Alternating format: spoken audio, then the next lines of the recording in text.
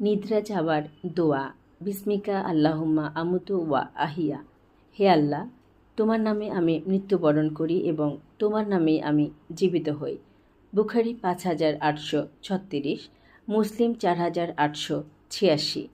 রাসূল সাল্লাল্লাহু আলাইহি ওয়াসাল্লাম যখন রাতে বিছানায় যেতেন শয়ন করার উদ্দেশ্যে, তখন সূরা ইখলাস, সূরা ফালাক এবং সূরা নাস তিলাওয়াত করতেন। তারপর দুই হাত একত্র করে তাতে ফুঁক দিতেন এবং হাত দুটি দ্বারা তার শরীরের যতটা জায়গা সম্ভব হতো মুছতেন। শুরু করতেন মাথা হতে, তারপর মুখমণ্ডল এবং বাকি শরীর। এভাবে তিনি 3 বার করতেন।